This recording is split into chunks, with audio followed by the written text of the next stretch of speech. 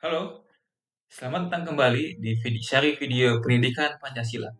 Di video kali ini, kita akan membahas tentang topik yang dalam banget ya, yaitu Pancasila sebagai sistem filsafat. Kita bakal bahas kenapa Pancasila bukan cuma kumpulan sila, tapi juga sebuah sistem pemikiran yang utuh. Pertama-tama, apa sih itu filsafat gitu kan? Secara bahasa, kata ini berasal dari bahasa Yunani, yaitu philo yang artinya cinta, dan sophia yang berarti kebijaksanaan atau kebenaran. Jadi, filsafat itu bisa diartikan sebagai cinta pada kebenaran atau kebijaksanaan. Filsuf-filsuf besar punya pandangan yang berbeda soal ini.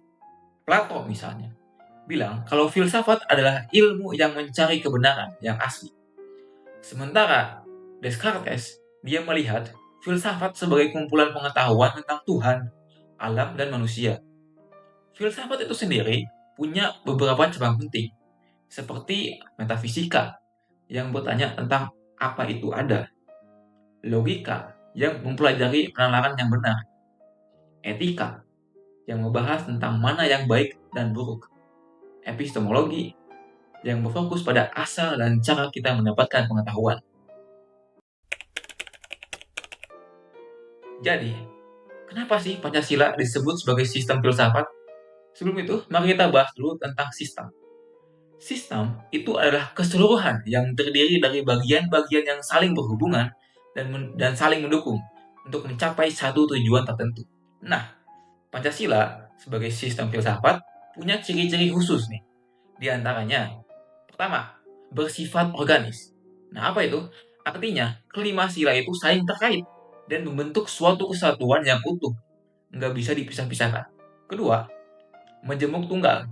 Masing-masing sila nggak bisa berdiri sendiri, tapi membentuk satu kesatuan yang saling melengkapi. Tiga, susunannya hierarkis dan piramida. Artinya, sila pertama, ketuhanan, itu jadi dasar yang mempengaruhi sila-sila berikutnya. Sila kedua didasari oleh sila pertama, dan begitu seterusnya sampai sila kelima. Kelima sila-sila ini saling mengisi dan saling mengualifikasi. Untuk lebih jelasnya, mari kita lihat Pancasila dari 3 landasan utama filsafat. 1. Dasar ontologi. Ontologi itu ilmu yang mempelajari tentang apa itu ada. Pancasila punya dasar ontologi yang kuat, yaitu manusia. Manusia punya hakikat yang monopluralis. Artinya apa? Artinya majemuk, tetap satu kesatuan. Ini menunjukkan sisi antropologis Pancasila. Kedua, dasar epistemologis.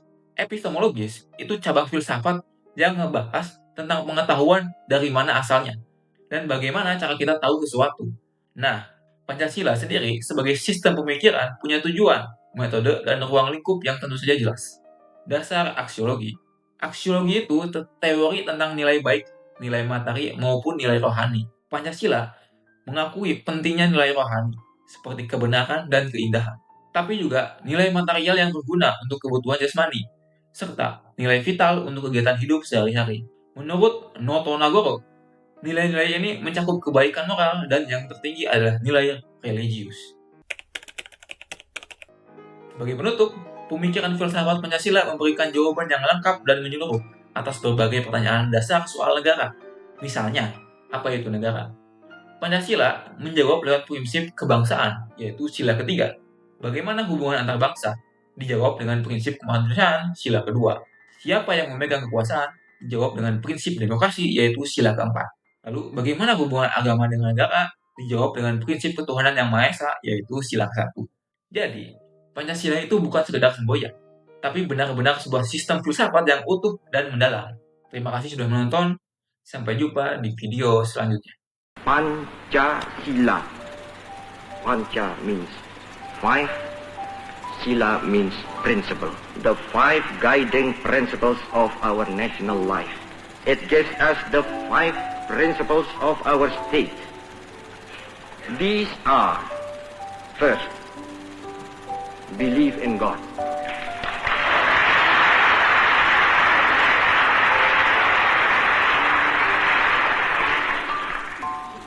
Second, humanity.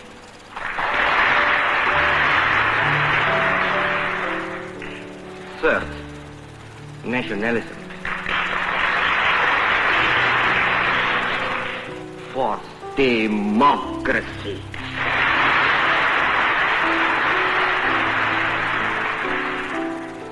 Fifth, social justice.